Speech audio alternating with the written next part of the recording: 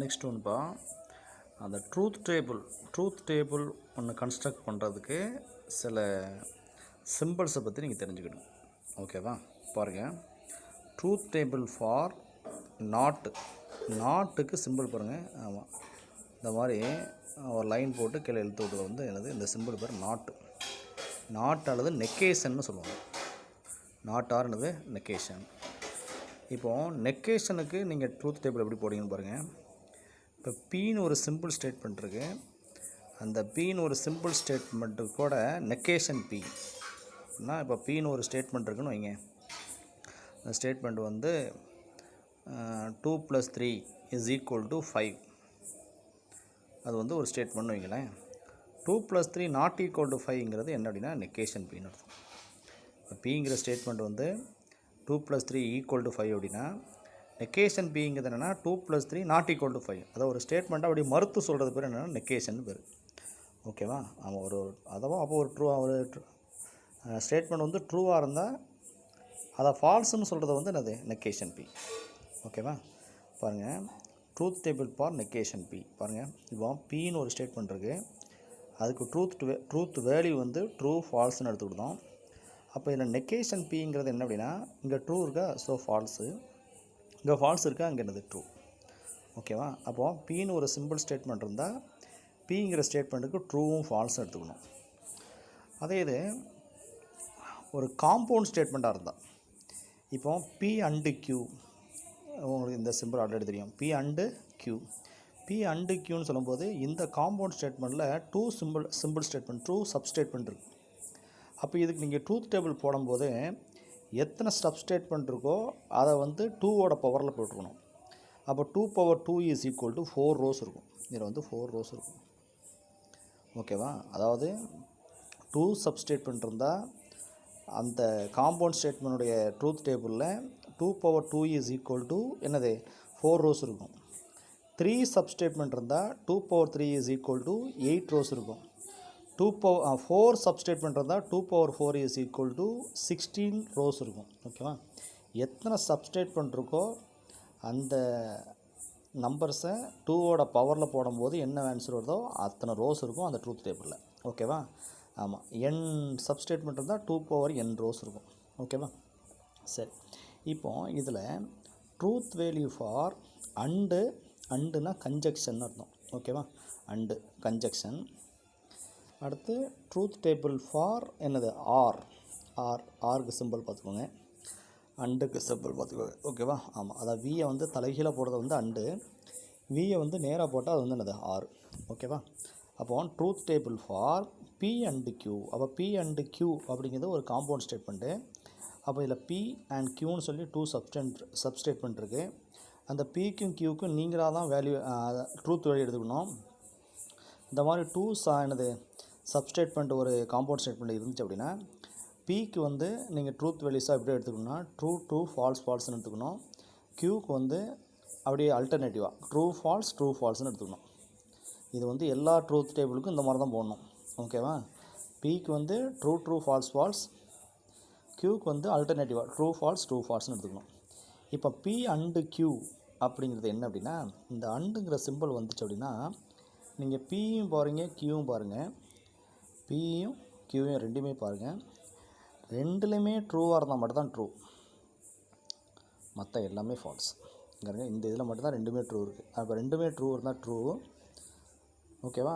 மற்றபடி வந்து என்னது, ஃபால்ஸ். அப்போ ரெண்டுமே ட்ரூ வருதா வரல, ட்ரூ ஃபால்ஸ்னு வருது, இங்கே ஃபால்ஸ் ட்ரூன்னு வருது, இங்கே ஃபால்ஸ்னு வருது. அப்போ அண்டு வந்தால் ஞாபகம் வச்சுக்கோங்க, ரெண்டுமே ட்ரூ வந்தால் தான் ட்ரூ, மற்ற எல்லாமே ஃபால்ஸ். அதே இது இந்த ஆருக்கு பாருங்கள். இப்போ எப்போதும் போல் பிஆருக்கு எப்படி பண்ணு பாருங்கள். பிக்கு வந்து ட்ரூ ஃபால்ஸ் எழுதிக்கிட்டீங்களா, கியூக்கு வந்து ட்ரூ ஃபால்ஸ் போட்டு விடுங்களா. அப்போ ஆர் வந்தால் பிஆர்கியூ வந்தால் ரெண்டுமே ஃபால்ஸாக இருந்தால் மட்டும்தான் ஃபால்ஸு, ரிமைனிங் எல்லாமே ட்ரூ. அண்டு வந்தால் ரெண்டுமே ட்ரூ வந்தால் மட்டும்தான் ட்ரூ, மற்றெல்லாம் ஃபால்ஸு.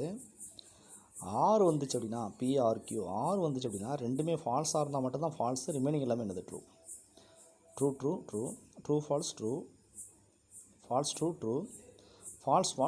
ரெண்டுமே ஃபால்ஸ் வந்தால் மட்டும் தான் ஃபால்ஸு, ரிமைனிங் எல்லாமே ட்ரூ. ஓகேவா? சரி, இது வந்து P and Q, P or Q. Negation already பார்த்துருவோம். நெகேஷன்னா அப்படியே ட்ரூத் வேல்யூ அப்படி மாற்றிச்சிடணும். ட்ரூ இருந்தால் ஃபால்ஸ்ன்னு போடணும், ஃபால்ஸ் இருந்தால் ட்ரூன்னு போடணும். நெகேஷனுக்கு சிம்பிள் பார்த்துக்கோங்க. இது நெகேஷன் சிம்பிளு, இது அண்டு சிம்பிளு. அதாவது அண்டுனா கன்ஜெக்ஷன் அர்த்தம், ஆர் அப்படின்னா டிஸ்ஜங்ஷன் அர்த்தம். ஓகேவா? அந்த சிம்பிள் பார்த்துக்கோங்க. ஓகேவா? அடுத்தபடியாக conditional statement. Conditional biconditional. First conditional பாருங்களேன். Truth table for P tends to Q.